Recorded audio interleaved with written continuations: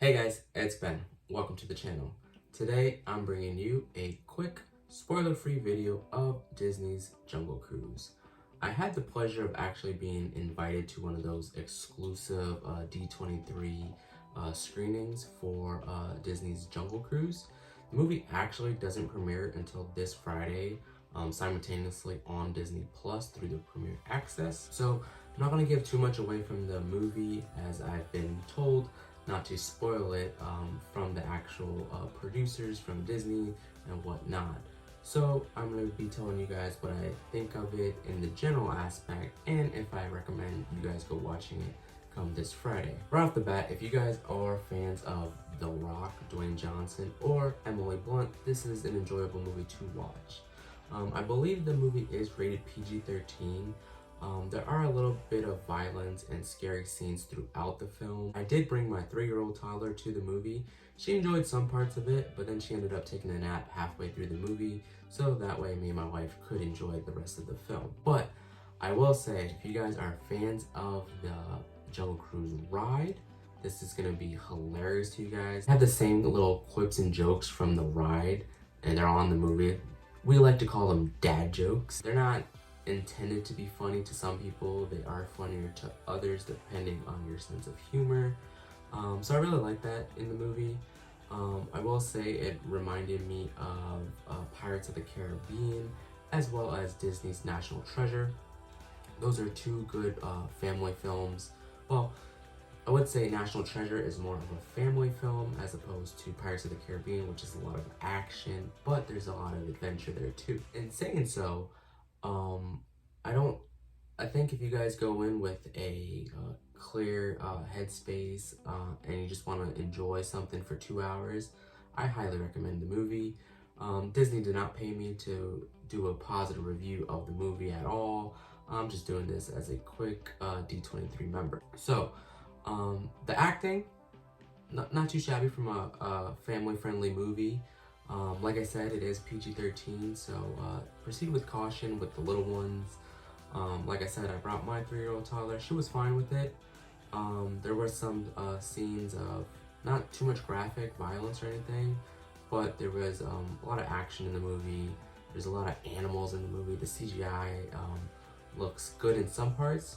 In other parts, I think it was intended for them not to look as real.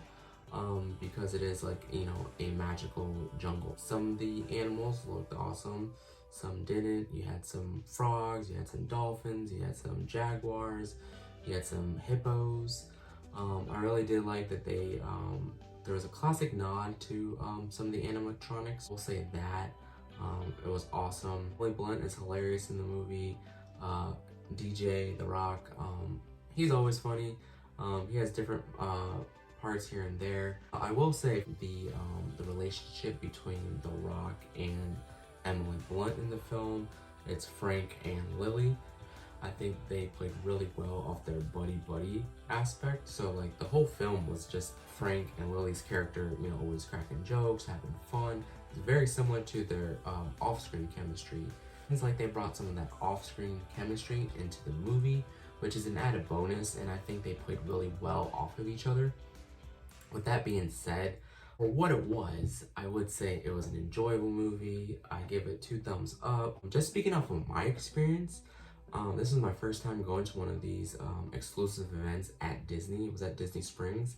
And so I know in the confirmation email, they said, oh, you're gonna be given an area to put away your phones and electronics and whatnot.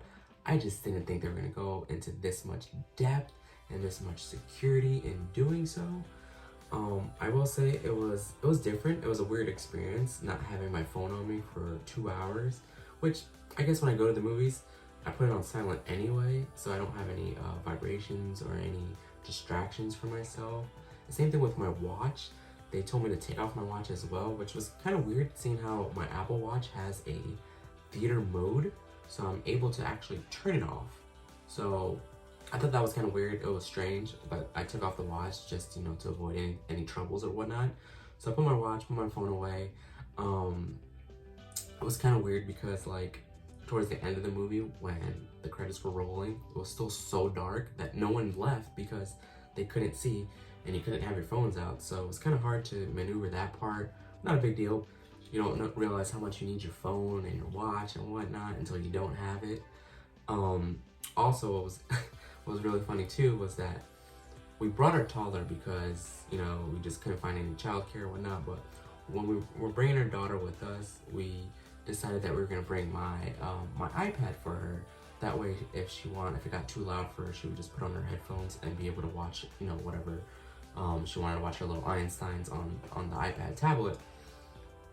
And so it was funny because we were just caught off guard when we were going through the actual inside the movie, into the actual auditorium, that they were wanding us down and telling us to put all our electronics away. So thankfully, I mean, my iPad fit into the little sleeve that they had. It was a little bummer because, like I was saying, she started losing interest in the movie within, you know, about the first hour because we were already sitting down for about 30 minutes prior. So take that as you will, guys. I don't usually want to bring my toddler to these things or to like a movie in particular, just because I'm not sure how she's gonna react to certain scenes, or if she's gonna just lose interest and lose focus. But she did amazing.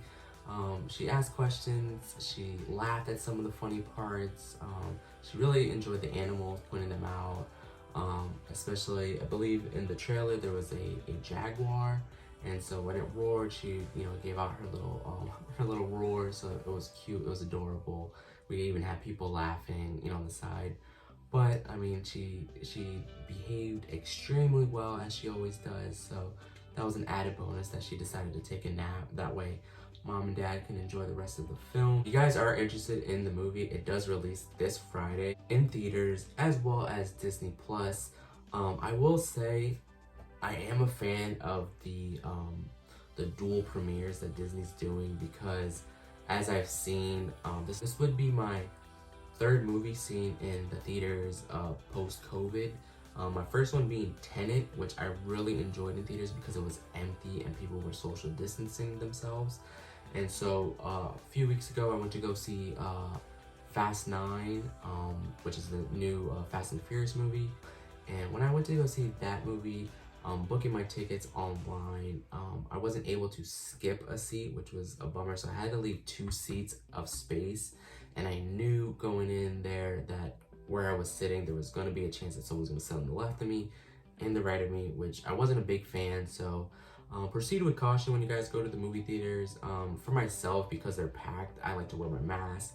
I am fully vaccinated, but however, because my young child isn't right now, we like to wear our masks in public.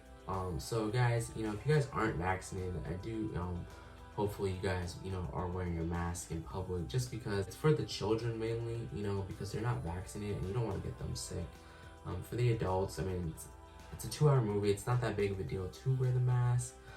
I didn't have any problems wearing the mask. I mean, I had some popcorn, I had a soda, and so it wasn't a big deal. It wasn't a big issue to wear my mask for 2 hours. I mean, I'm used to it now, and I'm a relatively healthy guy, so I don't have any breathing problems when it comes to wearing the mask at all.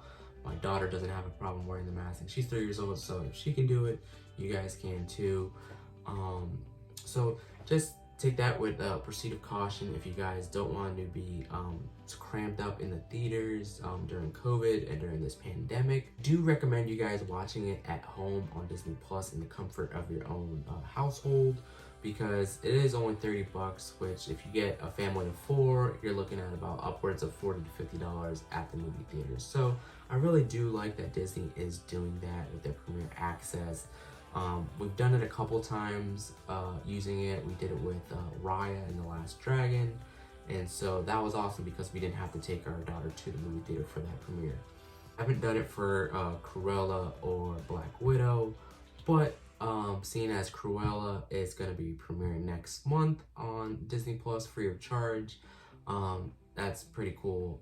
And we're just waiting for Black Widow within, I think it comes out in October for Disney Plus, so maybe I'll give one of those reviews later on. Just wanted to give you guys a brief overview of my spoiler-free reaction of the movie. I thoroughly enjoyed it. My wife thoroughly enjoyed it, and we had a blast. But I just wanted to share you guys my experience with Disney's Jungle Cruise that premiered at Disney Springs. We had a good weekend afternoon at the movies. I think the process could have been expedited a little bit better.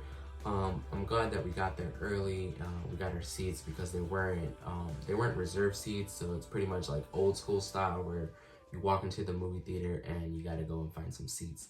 That was a little of a different experience, as you will. As always, guys, thanks for watching. Hope you enjoyed the video. Hopefully I didn't spoil it too much. I don't want to get in trouble with any Disney producers, directors, The Rock in general, you know. So yeah. So before you go, guys, hit the like button, subscribe to the channel if you haven't done so already, and comment down below if you guys are planning to watching Disney's Jungle Cruise, whether it's in theaters or on Disney's Premiere Access, or if you guys are just gonna wait till it premieres 2-3 months down the road for free. I do want to note the director of this movie is actually the same director that is directing DC's Black Adam, which was also a big nod to them of why I wanted to watch the movie. Big fan of The Rock, big fan of Emily Blunt, more so her husband, John Krasinski. Shout out to Jim Halpert. As always, guys, thanks for watching. Peace.